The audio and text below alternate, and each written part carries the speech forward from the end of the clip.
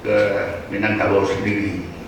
Tapi kata beliau agak kecewa, dan karena itu beliau sampaikan lagi, tolong ini juga masukkan program lah oleh BK3M di dalam rekomendasinya. So saya tahu pemerintah sekarang, gubernur terutama gubernur tidak semudah seperti saya ini. Dengan adanya amandemen yang 4 itu, dengan adanya yaitu demokrasi kita yang sudah agak kebablasan ini, dinamakan sistem liberal, bukan sistem demokrasi kita seperti di Minangkabau atau seperti Pancasila. Yaitu demokrasi kita itu adalah kerakyatan yang dipimpin oleh hikmah kebijaksanaan dalam perusahaan perwakilan. Saya bangga sekali kepada Pak Syur yang menyampaikan nanti di dalam pemilihan kita ini tidak perlu voting-votingan. Itu yang orang Minang, itu yang bangsa Indonesia. Sekarang kita ingkari.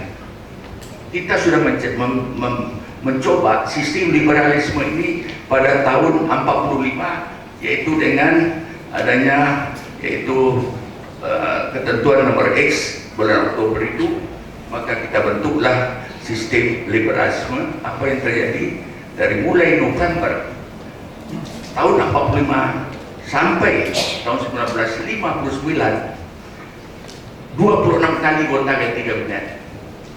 Ada yang 4 bulan, kabinet syariah 1, kabinet syariah 2, ada yang 1 bulan, dan yang lain. Maka oleh karena itu kita kembali kepada Undang-Undang 45 sebagai menenas yang diciptakan oleh sebagian terbesar adalah orang-orang Minang di dalam melaksanakan demokrasi yang tepat bagi bangsa dan negara ini. Kedua, Bapak sekalian, saya betul-betul dengan adanya tadi pengumuman daripada ini, saya gembira sekali. Kenapa? Kami ini sudah tua. Tuhan itu tak pernah nyari janjinya. Innakala tukhliful mi'ad. Tuhan nyatakan kullu nafsin zaikatul maut, semua ilaina turja'un. Setiap yang berjiwa pasti akan menghadapi maut, dan kita akan kembali kepadanya. Tetapi kalau kita kembali kepadanya mati, itu apa kata Tuhan? Inna nahnu nuhyil mauta wa naktubu ma qaddamu wa asarahu wa kulla syai'in ahsaynahu fi imamin mubin. Hai manusia yang sudah jadi mayat, berapa langkah saja baru ditinggalkan oleh keluarga kita yang menguburkan kita. Apa kata Tuhan? Hai manusia yang sudah jadi mayat, aku akan hidupkan kau kembali, dan aku akan perlihatkan kepadamu seluruh amal ibadah yang pernah aku buat dan akibat yang kau tinggalkan. Itu artinya, dan semua aku catat menceritakan terang di Lauh Mahfuz. Tidak satu pun yang hilang. Faman ya'mal mithqala dzarratin khairan yarah wa man ya'mal mithqala dzarratin syarran yarah. Surat 99 ayat 78, dari surat 36 ayat 12. Jadi oleh karena itu kami ini kalau pada hakikatnya lebih menggadang tentu kuburan makin lama makin dekat. Saya udah Pak awal 43, boleh 80, istri boleh meninggalkan 25 tahun. Anak gue hilang, tidak tahu 5.000 atau 71. Jadi pasti kita akan mati. Karena itu kita siap-siap. Ibu Amini, ya, nama saya dulu sama-sama beliau, sebab saya ketua fraksi Golkar di MPR. Lawan saya itu P3, Ibu Amin ini. Singapura dia habis saya dipakai di bahaya itu, tapi lama-lama dia awak semua ibu aja, Bu ya, beliau jadi. Tapi beliau itu luar biasa, enggak PDI. Jadi saya tahu betul siapa beliau. Beliau sudah umur 83 tahun. Nah, jadi oleh karena itu saya bersyukur tadi. Kenapa Pak sekalian? Tadi sudah sampaikan bangsa kita akibat daripada reformasi yang kebablasan itu, yang kemudian Pak Amin Rais sendiri sebagai ketua reformasi tahun 2007 mengakui dalam buku Profesor Dr. Dimyati SH itu, apa kata beliau, kalau dulu kita caci maki menyatakan bahwa Undang-Undang 45 Pancasila sudah kolot, dan itu kita harus adakan reformasi ya, tetapi sekarang kita harus mengakui bahwa kita sudah gagal. Itu Pak Amin Rais tahun 2007. Apa yang kejadian? Kita bicara di antara kalangan negeri, nangis kita. Sebab bangsa kita sekarang sejak reformasi dengan sistem liberal, tidak demokrasi kita gerak dan dipimpin oleh Majelis Negara Pilihan 5, yaitu pokok-pokok amandemen yang itu. Bangsa luar negeri sudah menjajah kita. Sebutlah apa saja pembangunan kita sekarang ini di bidang telekomunikasi, di bidang perbankan, di bidang perminyakan, di bidang pertambangan batu bara, laisang, begitu juga di bidang perkebunan dan segala macamnya. Bahkan sampai kepada perdagangan impor ekspor ini yang tak pernah kejadian. Kita mengimpor garam, lado, anak segala macam, semuanya itu dari tangan mereka. Dan itu siapa? Ternyata saya sudah sampaikan di depan waktu saya diminta oleh Profesor Dr. Ibu Tuti Alawiyah di Pusat Pendidikan tanggal 24 kemarin. Saya jabarkan secara terus terang siapa di balik daripada mereka yang menyelewengkan, yaitu Undang-Undang 45 dan Pancasila kita itu yang disiapkan oleh founding father kita dan terbesar adalah di Minangkabau. Sampai keadaan kita sekarang saya bongkar, insya Allah nanti saya sudah janji saya akan sampaikan, yaitu kuliah umum saya di sana di depan profesor-profesor, masuk juga Dr. Pak Giri sebagai dewan moderatornya dan juga KK dan sebagainya. Hadirin dan muliakan, kenapa saya garis bawahi yang kedua tadi? Karena begini, saya sudah berkali mengatakan, pada saat saya bertemu antara jenderal-jenderal pensiunan dari ABRI, di sebelah saya itu ada jenderal bintang 4 dari Jawa. Apa dia sampaikan? Pak Suat, apakah masih ada kader-kader dari Pak Suat, dari Minangkabau, dari Pak Awal dan lainnya itu yang berasal dari Minangkabau ini? Saya kan kaget. Dalam bintang 4 dari Jawa lagi menyatakan kayak begitu kepada saya. Saya pikir mancing-mancing saya begitu. Terus saya tanya, kenapa kok jenderal bicara begitu? Dia ceritakanlah bagaimana tanggal waktu Sumpah Pemuda, waktu begini, waktu persiapan kemerdekaan, waktu ini mengisi kemerdekaan budak. Siapa Pak? Siapa itu? Daripada suku lain, siapa yang terbesar? Orang Minang. Saya dalam hati, alhamdulillah. Orang tua mengizinkan awak hebat, tapi awak dalam macam kat bentang je. Jadi oleh karena itu saya bersyukur sekali, mudah-mudahan dipelopori jadi oleh tokoh-tokoh kita yang membongkar kembali, yaitu adat dan istiadat kita di Minangkabau yang betul-betul luar biasa. Betul apa yang dikatakan oleh Pak Presiden. Belum ada lagi. Saya melihat bukan hanya di Republik Indonesia, tapi juga di luar negeri belum seperti kita di Minangkabau ini. Kenapa? Sebab saudara mereka, kita kan bangun bangsa. Membangun bangsa ini kan terdiri pada manusia-manusia. Manusia seutuhnya itu apa? Seorang Profesor Descartes menyatakan homo as anima utan corpore tanquam instrumento. The man is een ziel die zich van het lichaam als instrument bedient. Manusia adalah jiwa yang menggunakan badannya sebagai alat. Itu yang manusia utuh. Manusia punya badan tak punya jiwa, namanya mayat. Manusia punya jiwa tak punya badan, namanya jelangkung, itu di Jawa Barat, juri. Sekarang apa jiwa ini? Di Minangkabau telah berbudaya 3 unsur jiwa yang harus kita bangun dalam lagu Indonesia. Bangunlah jiwanya, bangunlah badannya. So jiwa itu menentukan manusia ke dia atau tidak manusia. Apa unsur jiwa itu? 3. Pertama, kecerdasan spiritual. Kedua, kecerdasan emosional. Dan ketiga, kecerdasan intelektual. Dunia sekarang seluruh pendidikannya hancur karena lebih mementingkan terhadap menjaga hubungan dengan baik dengan Allah dan menjaga hubungan komunikasi yang baik dengan manusia dan alam semesta. Hablum minan nas inilah yang dirangkum Jawa adat dan sabana adat yang tadi yang berdasarkan yaitu 3 tuku dan sejarahnya. Tetapi tidak cukup itu saja.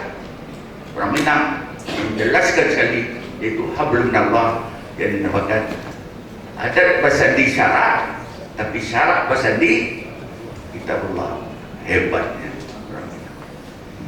Dan itu spiritual quotient itu dibina oleh ahli ulama. Kemudian emotional quotient atau kecerdasan emosional atau kecerdasan akhlak dibina oleh dunia umat dan pendudukan. Sedangkan kecerdasan intelektual dibina oleh Cadir. Dan itu saya terima kasih Pak Sabrimbar, inisiator. Saya tahu beliau ini dia beliau seluruh inisiator, beliau Minang juga beliau jalankan semua. Beliau masih muda dari kita, berapa mau bahas? Berapa? Lebih banyak. Kami dah, dia Pak Wan, kami dah ada cek boleh. Tapi beliau ada tahu pasti kebutuhannya. Kudu nafsi zakatul maut supaya tahu. Hadirin dan hadirat yang saya muliakan, maka oleh karena itu mari kita bukan dan saya sampaikan kepada sidang. Saya tidak dapat mengikuti sidang karena sesudah ini saya ada lagi Pak Wal ada lagi. Jadi mungkin kami tidak lagi ekor dari kamar-kamar jalan tadi enggak. Mungkin itu pandai jauh dari jalan Pak. Pandai itu tidak ikut kami. Kalau lalu saya di rumah. Apa yang menyebabkan mendorong tadi itu?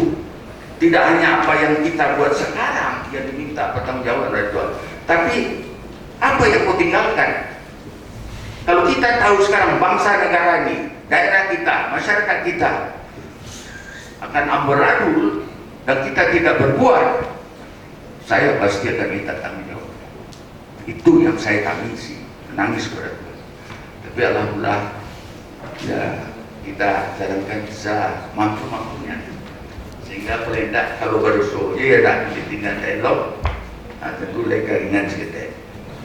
Saya sekarang minta pula dalam berbagai organisasi, di AN 65 masuk lagi.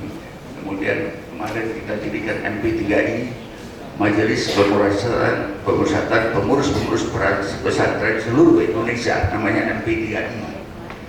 Itu Profesor Dr. dan KK aja. Itu ketua dan pembinanya Gus Solah, adiknya Gus Dur. Saya diminta sebagai ketua Mustasyar penasihat.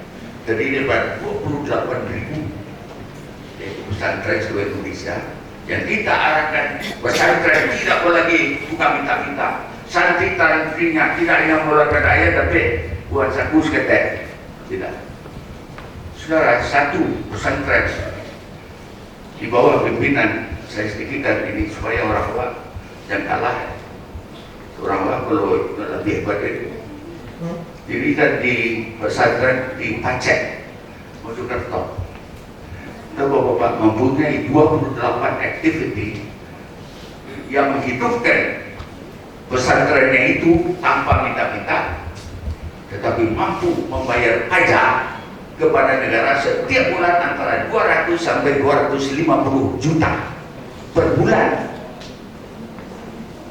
Gajinya dari santri-santri itu ada 9 juta. Apa yang dia dirikan? Mulai dari pertanian agro, pertanian tadi yaitu di bawah greenhouse, tapi betul-betul kualitinya itu dengan pupuknya pupuk organik. Itu harga tanamannya itu 4 kali lipat dan masuk ke dalam Carrefour dan lain-lain. Jadi beliau menciptakan itu betul dan asal-asalan. Begitu juga ikan. Begitu juga peternakan sapi dan kambing. Kemudian beliau juga di samping itu juga kuliner. Kalah itu McDonald, namanya mereka namakan M2M. Ada maknanya. Berapa biji. Begitu juga punya mall. Sekarang bikin building lagi. Nah, ini saya kembangkan untuk seluruh nanti secara bertahap seluruh pesantren untuk tidak lagi pesantren-pesantren itu kami tak kenal. So mereka buah sudah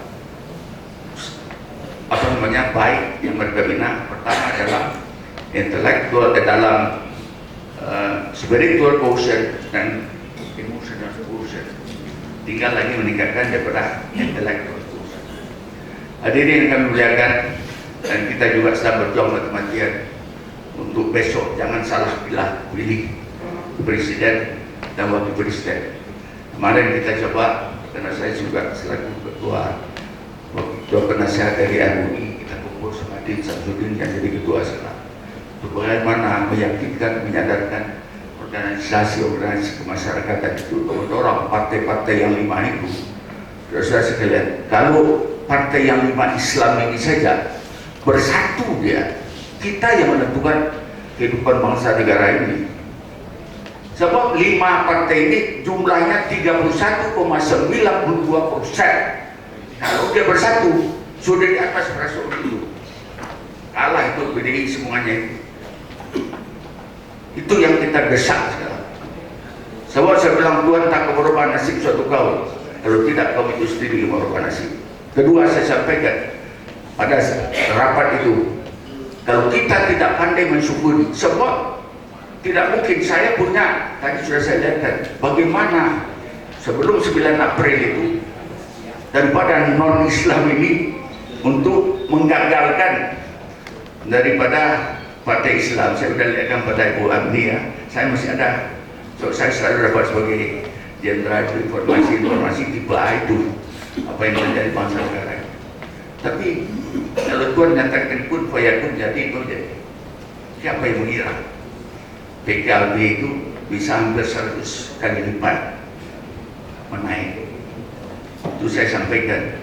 Kalau tuan-tuan tidak mensyukuri keadaan bangsa kita yang sudah carut marut ini, yang mereka sudah jajah kita tanpa perang, menyatakan la syakartum la zidanakum wa la in kafartum in azabi lasyadid. Maka oleh karena itulah Bapak sekalian, tolonglah kita nanti pilih.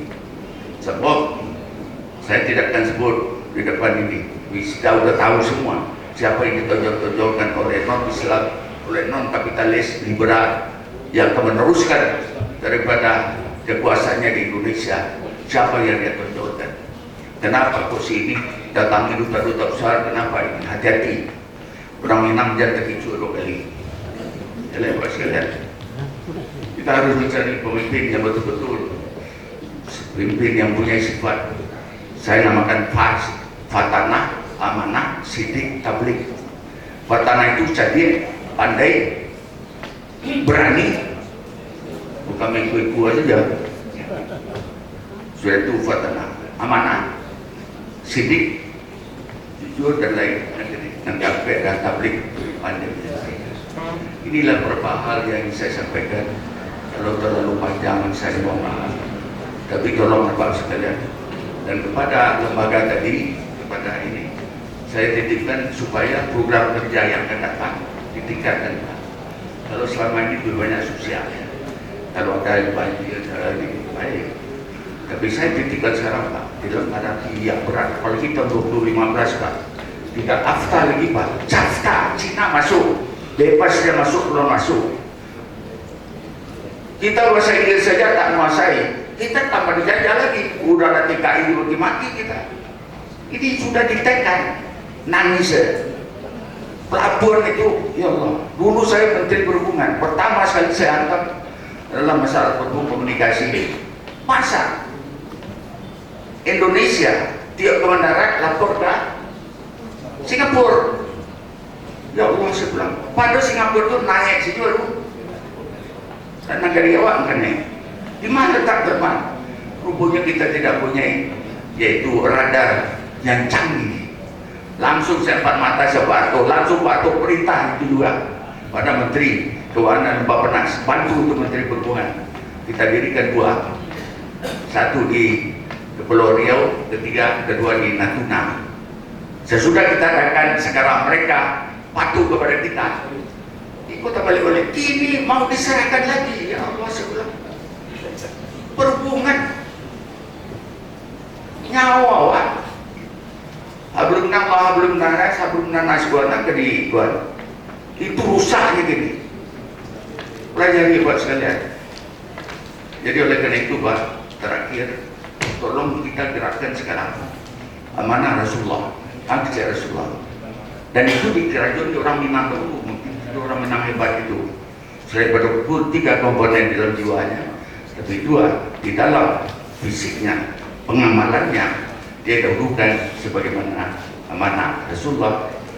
Alaikum bi tijarati fa inna fiha tis'atan aksyari rezeki. Kuasailah jasa dan perdagangan.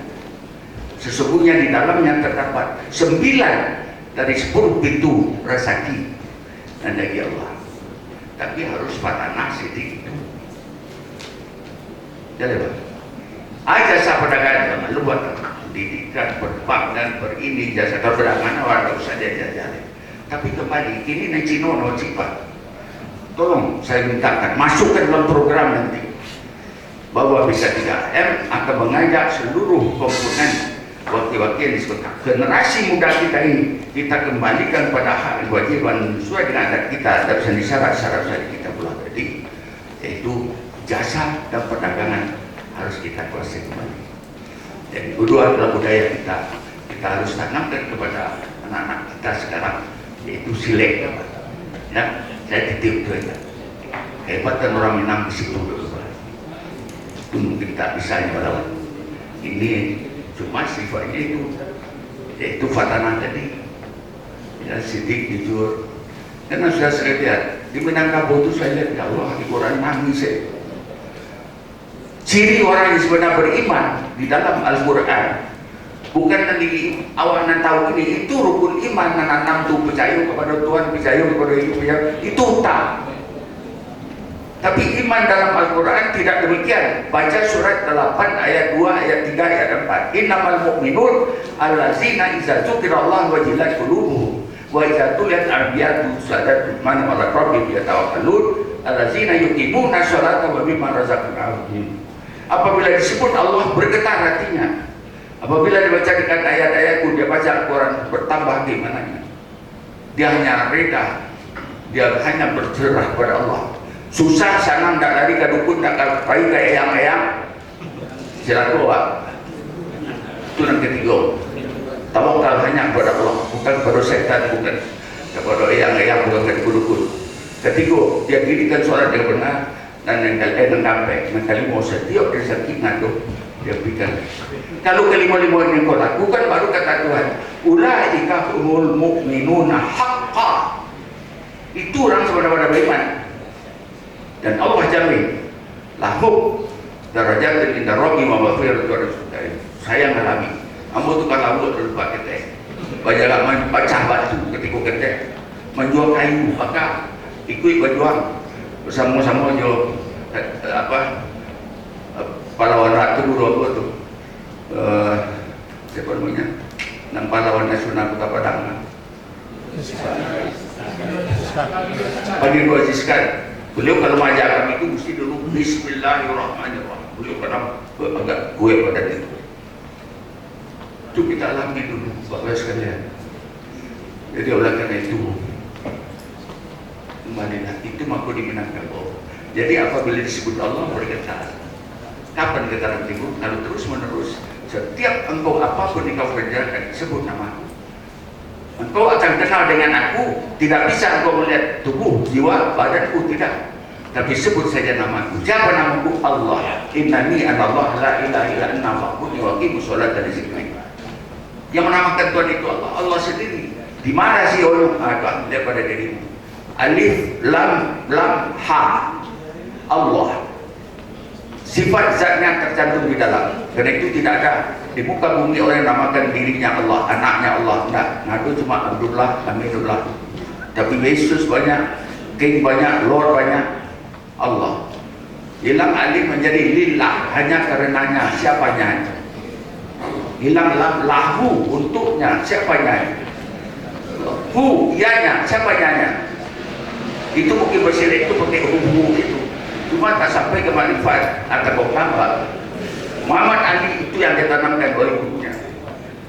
Awak je lah, basilik tak pakai hu. karate kan pakai hu. Itu adalah nama tadi itu. Allah, lillah, lahu, hu. Itu mungkin di Minangkabau kemenakan para jauh ke mama para jauh ke pengulu para jauh mengupakan para jauh ke bana tagak sendirinya. Anak basuh minang mana sabana dan sabana Allah bana. Artinya Allah bana, Allah benar. Itu mungkin esa dia tagak sendirinya. Dulu ambo mau balibare, kurang sakitnya bertanya kepada pengusaha. Kau lah betul timbangan. Aku cek beliau dulu. Astagfirullah. Coba timbang dulu. Kini orang awak. Daging sekilo dikurangi seons. Bertanya kau lah mana kau betul? Membela diri dua. Aku tak percaya demi Allah. Allah lah bohong bertambah dia. Bakat tak dia kami awak. Sekian saja. Assalamualaikum warahmatullahi wabarakatuh. Dan yang mengucapkan Bismillahirrahmanirrahim. Kasih dan turbo lebih tu dia betul di bawah komisi apa? Jadi kita resmikan dari musyawarah besar, yaitu Badan Koordinasi Kemasyarakatan dan Kebudayaan Minangkabau dan semoga Allah membimbing saudara dan mudah-mudahan apa yang saya sampaikan terus salah, terus maaf ya Pak ya. Kadang-kadang awak kayak suara kayak itu tak. Dengan mengucapkan Bismillahirrahmanirrahim, semoga Allah memberkahi pertemuan musyawarah besar tiga ini, dan dengan bersama-sama kita berdoa sebelum mengucapkan Bismillahirrahmanirrahim kami resmikan daripada munas besar daripada tiga ini. Semoga Allah memberkahi.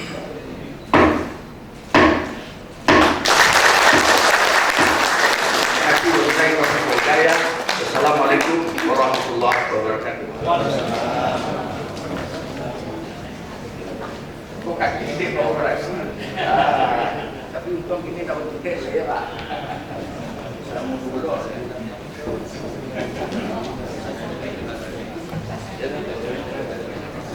Terima kasih kepada beliau Bapak Sr. Haji Yasranas. Demikianlah rangkaian pembukaan MUBES 33M ke-6 2013. Setelah ini kita break dan kita lanjutkan nanti dengan sidang-sidang, dan selanjutnya akan saya serahkan nanti kepada Ketua SC, kepada Anda Abdi Aziz. Mohon maaf kalau ada salah kata. Cupak panuh gantang belanjuang nyampang basuh selita indah. Salah jemaah kami anjong banyak banyak salah kata. Billahi taufiq wal hidayah. Assalamualaikum warahmatullahi wabarakatuh.